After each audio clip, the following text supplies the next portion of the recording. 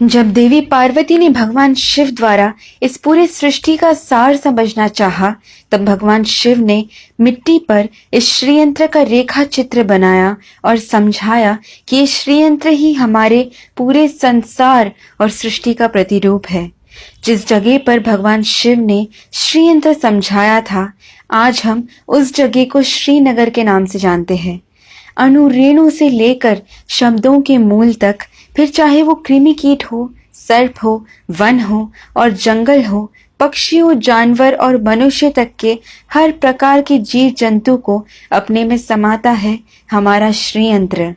बिंदु का जन्म भगवान शिव के 4 त्रिकोण और देवी पार्वती के 5 त्रिकोणों के संग द्वारा हुआ था।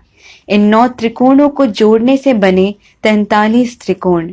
ये 43 त्रिकोण हमारे शरीर के धातुओं को दर्शाते हैं। सबसे पहला त्रिकोण हर जीवी का कवच यानी कि जीवात्मा कहलाता है।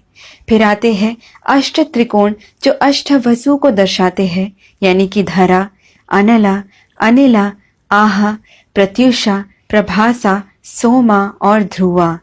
उसके बाहर के 2 चक्र 10 त्रिकोणों के मालाओं जैसे यंत्र को सजाते हैं। ये 10 त्रिकोण 10 अवतारों को और 10 महाविद्याओं को दर्शाते हैं। फिर आते हैं 14 त्रिकोण जो हमारे मानव के अंतर यानी 14 मनवंतरास को दर्शाते हैं। 72 महायुगों को मिलाकर बनता है एक मनवंतरा और 14 मनवंतरा मिलाकर बनता है ब्रह्म का एक दिन यानी कि एक कल्पा। उसके ऊपर 8 सिर वाले सर्पों का चक्र बना है जिसे नागदला कहते हैं। नागदलों के ऊपर 16 फूलों के पंखुड़ियों से बना हुआ एक चक्र है।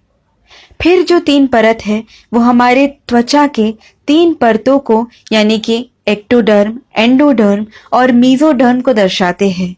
हर जीवी से लेकर ग्रहों तक, जिसे हम ओजोन लेयर के नाम से जानते हैं, ऐसे सभी के ऊपर 3 परत होते हैं। ऐसा ये श्रीयंत्र हमें समझाता है।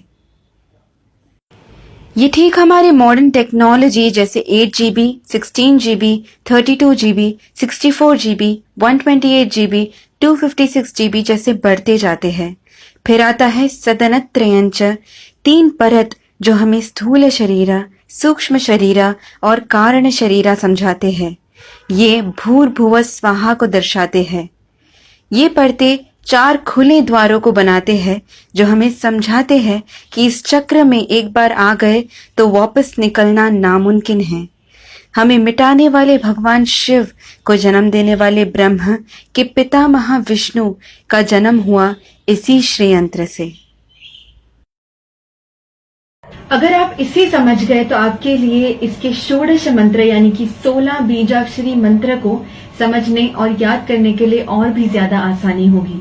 इसके मंत्र को सभी मंत्रों का राजा माना जाता है। तो आइए सुनते हैं और समझते हैं इसके षोडश मंत्र को।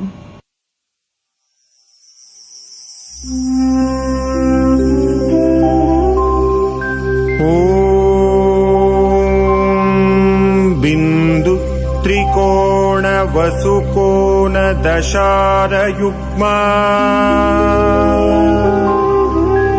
मन्वस्त्र नागदल षोडश पत्र युक्तम्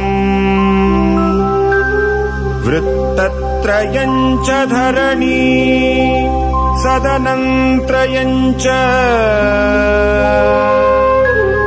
श्रीचक्र